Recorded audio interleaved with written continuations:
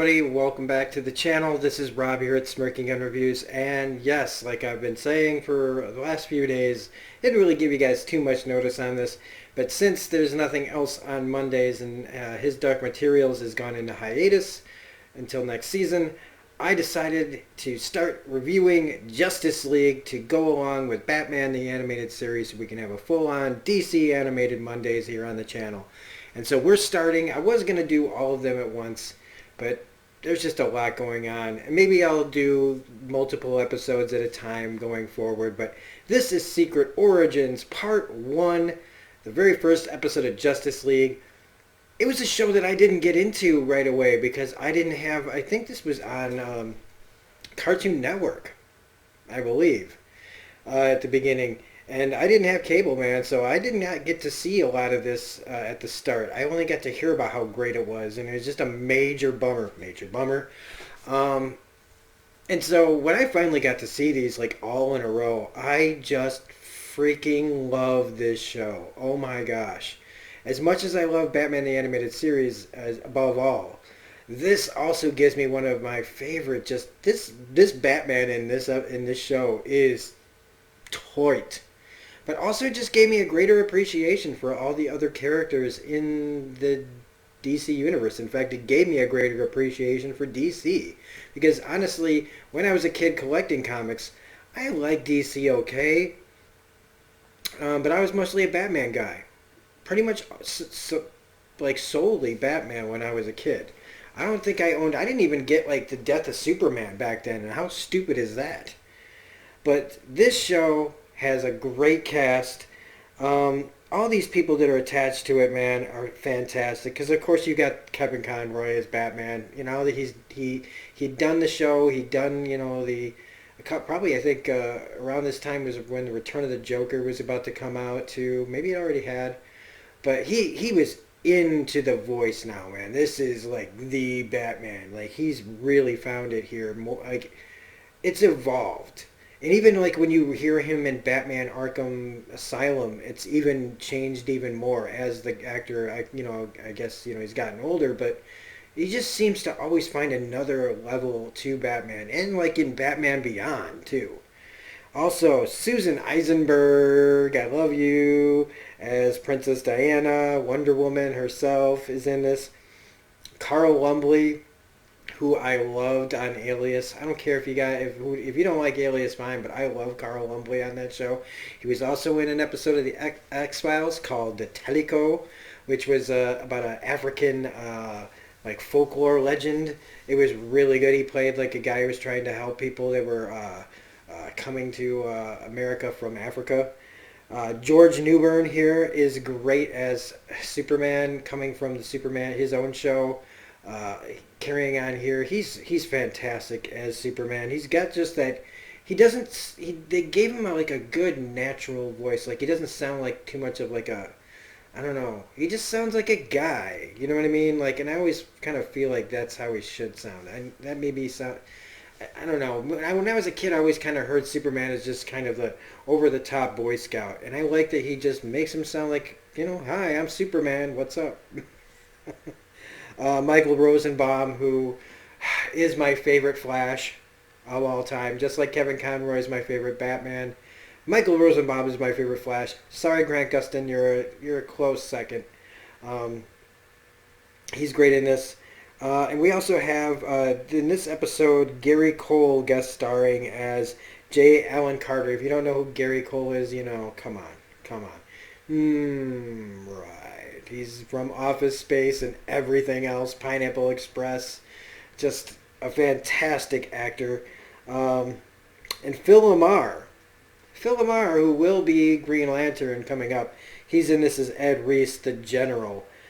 Kevin Michael Richardson's also in this as General Wells. Kevin Michael Richardson's gone on to play Batman, I believe, and one of the iterations of him, I think. Maybe it's the Joker. No, it's Batman. Corey Burton, another great voice actor, is in this as well. And so, after all that, let's get into the episode proper. I haven't really thought of, I do the Batman the Animated Series things kind of similar to this, but we're not going to touch on the same exact things. So a few little details here. This was directed by Come on, Rob. It's right there. I had everything down perfectly, and then Dan Reba. Man, I'm feeling really bad now that I had everybody's names really close by here, but no, I don't. But it was also written by Rich Fogel and Stan Berkowitz. A few trivia moments here. The character of J. Allen Carter, voiced by Gary Cole, is kind of a homage to John Carter, Warlord of Mars, based on the Edgar Rice Burroughs book. Same guy who created Tarzan. The Imperium invaders that show up in this are another homage to H.G. Wells' War of the Worlds characters, or, aliens. And then there's a character who's a reporter in this, calls himself Lucas Snapper Carr. He's a TV reporter, and in the comic books, Snapper Carr is an honorary civilian member of the Justice League. So, let's get into the episode proper, where we start off with Carter on Mars, another astronaut. So in 2001, we've made it to Mars. What a wonderful thing. There's just two of them, but they're on Mars. And they're looking for, basically ways for people to survive up there, looking for H2O. And they find an organic rock that doesn't the other rocks, and when he picks it up, a huge crater opens up and Carter falls in, and it's pretty massive. This whole thing is really epic.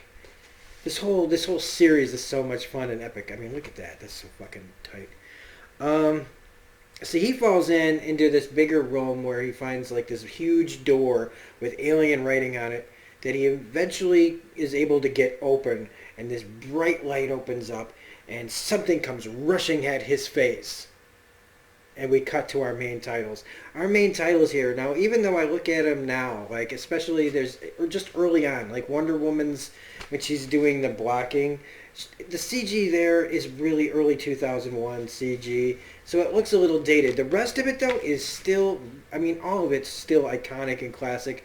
But even though it's a little bit dated, it's still, like, I loved, like, watching the beginnings of the Justice League. You'd see the cold open, which they didn't have in other, shows, except for, like, the X-Files kind of started that kind of thing. Other things did, too, but the X-Files made it really famous, and they started getting more popular after that. So there were always cold opens in Justice League, and then we cut to the and it was like, it was a build-up, a gradual build-up of bum bum bum bum bum bum. Like, it really just gets you built up so that as we start introducing the characters and finally hit the like crescendo of the intro of the end, it's just fantastic. It's one of my favorite opening title sequences to any television show, animated or otherwise. So we snap, though, to Metropolis 2 years later, to a Wayne Tech facility where Batman's breaking into one of his own places, where he sees three aliens unearth a piece of an alien out of the wall. I guess they've been stashing it there. So they go up to like a satellite tower at the facility and put it inside the satellite. But Batman intervenes before they can do anything with it, apparently. And they get into this pretty great fight where Superman eventually intervenes. This is where a lot of this whole episode pretty much is Batman and Superman together, showing like their friendship is like, Supes is way better friend than Bats is, but you can tell that Superman's not going to just give up on Bruce just because Bruce is antisocial and wants to do things his own way, which I like. See, I didn't really appreciate that when I was younger, but I appreciate it now. And, but Supes can't really stop them because he starts getting these crazy flashes in his head that kind of paralyze him. And it gives these aliens enough time to basically destroy the whole facility so that nobody knows what they were doing there. And, when pressed, Supes can't really explain what happened to him except for flashes. But Batman explains to him that there's been a bunch of security breaches at a lot of the global deep space monitoring stations that they have, and there's something bigger going on. But Superman says, well, I'd love to stay and help you with this right now, but I got to get back to Metropolis. And, one of the great lines, I'm getting another key to the city, are you? basically. And it doesn't even phase Superman. It's like he's just used to the barbs that he throws at him. And he gives him a signal watch saying, if you ever need help, here you can use this. And it's like, Batman taking help from anybody, he's still like, yeah, right. But he keeps the watch. So even though he's stubborn, he's still not stupid, and he keeps it just in case. Where we get to protesters at the UN, and at the United Nations, they are struggling to figure out how to stop the nuclear arms race, and how everybody's trying to get one up on each other with nuclear arms. It's the only way to defend ourselves. But Senator Carter now, that he's back from Mars, he's now become a senator in the 2 years that this first started, proposes that Superman be the Earth's basic protector, and that he'll take care of all the nukes all over the world, and he'll disarm all of them, and so that way nobody has an advantage to kill one another over nuclear weapons. Now think about this. This started right on Mars. We go 2 months or 2 years later, and then we jump another 6 months. 6 months later in the story to where Superman is finishing getting rid of all the nuclear arms. And this is where we get our Flash cameo where he's saying, oh yeah, Supes is great and all, but it can't really be in 5 places at once. I'm the fastest man alive, and even I can't do that. So while he's doing this, though, Supes keeps having, having alien flashes that keep, disrupting what he's doing. And Bats tracks down, we're finally kind of catching up here, tracks the aliens down again. They can't get too far from Batman. And he finds the original scientists. They're inside these crazy dark looking sacks of alien goo that are big old pods that are it's freaky. It's really freaky. I mean, he walks into this room and it's just a bunch of people stuck inside this stuff in some kind of stasis. And they fall out, and it's really disgusting. I frigging love it. Well, then a dog walks in, but it's not a dog, or at least not anymore. This thing can look like us, and it turns into this alien, attacks Batman. And he attacks him so hard that, the watch ends up going off so that Superman can hear it. And here we find, this is where Supes finds Batman unconscious here.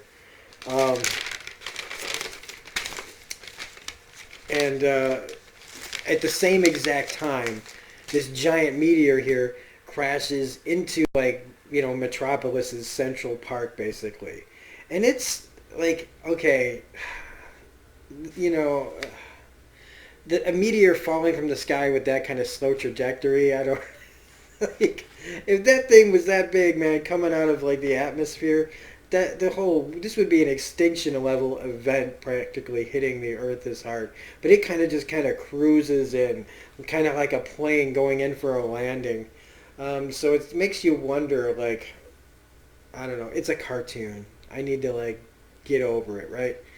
So this thing crashes to Earth, causes a lot of damage, and Batman is brought to the paramedics by Superman, where they try to take off Bats' mask.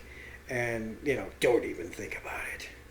So the rock opens up after it's cooled off, but it's still hot. And we get the big giant H.G. Wells monsters inside. And they're these huge monstrosities. They blast Superman like he's nothing. Bats gets into he tries to fight it, but he just gets torched by these guys. Bats jumps out of the way of the paramedics, gets into the Batwing, tries it his way, starts firing missiles on him, no go. But it's really cool looking at Batman fly this thing, zipping around aliens while he avoids their blasts, and he gets up again, tries another crack at these things, literally not messing around this time, slams one down, gets on it, starts to crack the sucker open, and it's still it closes in on his fist before he can even finish cracking it open, and gets slammed again. And then this time, though, he gets another flash, and this time, no pun intended, to the Flash. So nothing's working on these things, and he takes off in the other direction. He flies off right past Batman, who's where the hell is he going? So, they just trusted him, and the reporters are already like, Superman's leaving us here. What did we do? And meanwhile, we get another cameo, this of Diana, Wonder Woman, who's... they're not watching the news or anything, but somehow they know of what's going on in the world of men and that these aliens are taking over. But her mother's like, basically, oh, screw men. That's their world. It's their fight. We don't get involved. It's the same story that we've, heard many times of Diana getting ready to leave the Amazonians. Just needs that one big push, right? So she wants to help, but she's told to stay out of it. And Batman, he follows Superman and finds this another government facility. Except now they find more sacks. A whole bunch of people in this place. Basically the entire, all the humans that were at this facility are now in these great big sacks. And this is where he finds Superman. Superman pounding on these walls, trying to rip this place apart. And Batman's like, what are you doing? Destroying government property isn't really your MO, man. So what are you doing here? And, Superman basically breaks in, and this is where it's revealed that Superman was following the noise in his head that was guiding him, that was flashing him and screaming, that he didn't have any way or point of context to figure out where it was. He just followed the noise psychically to its beginning point. And this is where we are introduced to John Jones, the Martian Manhunter, who came to Earth but was taken by our military and strung up and experimented on, and they were never planning on letting him go. And Superman basically is declaring that this guy is our only hope of solving this whole thing. And, he gets out, and Carl Lumbly's great. He immediately is just like, look, man, I'm here to help. My name's John Jones. Puts his hand out to shake Batman's hand, and Batman's just like... And I love Superman just sticking his head in between, like, hey, man, literally, duck it in, I'm just one of your buddies, is trying to explain your strange friend's acting, why he's acting like a dick. He's like, don't worry about him, man. He does this with everybody. Don't take it personally. He doesn't trust anyone. And John Jones just is like, yeah, that's pretty wise policy. But this is when the military then arrives as backup, and you think, hey, they're here to help, but they're not. In fact, they're not even the military, because they're in those sacks.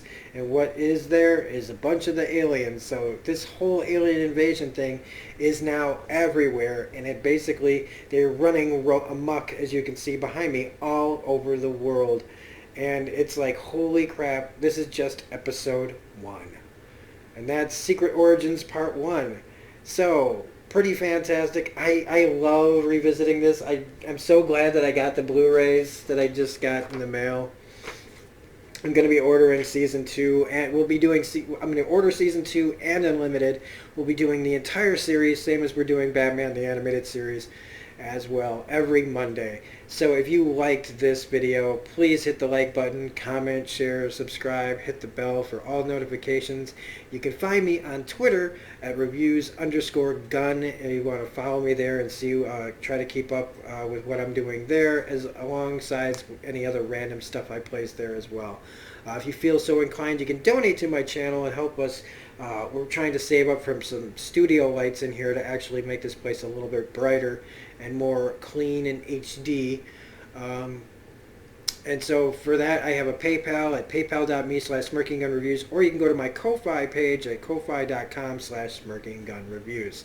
This is Rob saying, wow, I'm just as excited to do these as I am about Batman the Animated Series, and so hopefully you guys are enjoying them, will enjoy them as much as I enjoy making them. So we'll be back next week. I'm going to try to do part 2 and 3 so we don't have to drag out these parts all the time. But today was just a little hard to think about doing 3 episodes at once. So have a great day, and we'll see you on more Justice League. Bye.